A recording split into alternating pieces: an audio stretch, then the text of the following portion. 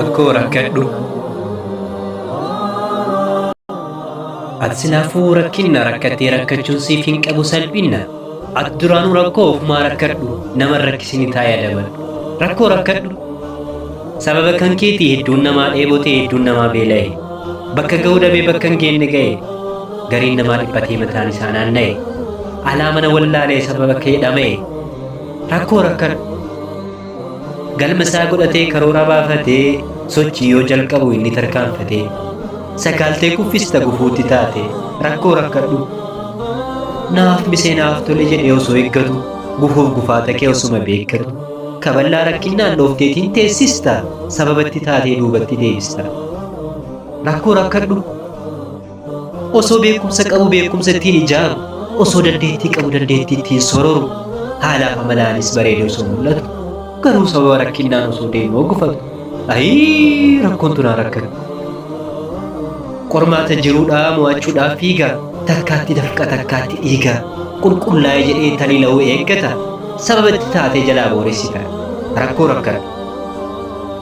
Naaf dabriti jedhee dabaree osoo eeggatu, durseetiin qophaa'ee osuma beekkatu, godaatti rukuttaa akkas jalaa banuuf, rakkinnaan waxaltee seentee sadhaanuuf.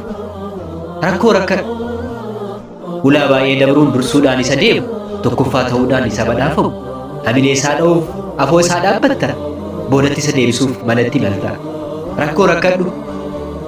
Waa hedduu nama goota, kabajaas hin beektu, isa kabajamuu maluuf kabaja hin laattu. Cabnanan sodaattu, cubbuun eeggattu. Rakkoo ati rakkadhu hanga nama rakkistu.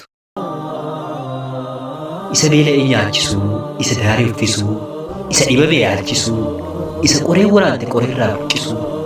Ni yaada kana gochuuf karoora isaa ture. Nan gammada jedha yoo rakkoo namaaf fure. Garuu akkamitti ree? Rakkoon isa sakaaltee namaaf gahuu miti isattuu hammaatte. Yaadaaf garuu nafne humnatu isa hanqise. Bineensa rakkinnaattu isatti roorrise. Rakkoo rakkadhu. Na rakkisuu malta sababa natti taate bakka gahuu fedhu irraa na hambistee.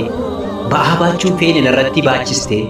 Akka obsa dhabuuf hidha koo rukuttee. Akka abdii kutadhu natti dukkaneessite. Rakkoo rakkadhu. Ati sababa natti taate har'a yoo rakkadhes, wanta tokko beeka har'a yoo gufadhes, eeyyee. Erga dukkanaa'ee bariidhatti gahama, rakkinnaan boodatti bal'inatti bahama. Sagali yoo kufanis kurnaffaa kaane, abadan hin ta'u siif harka laatu. Ati sababa malee taasisaan rabbumaa, rabbiin nu hin gatu, ni ceena hundumaa. Kanaaf, yaa rakkoo, ofumaa rakkadhu siif harka hin laanne. Rabbii guddaa qabna, abdii hin muramu.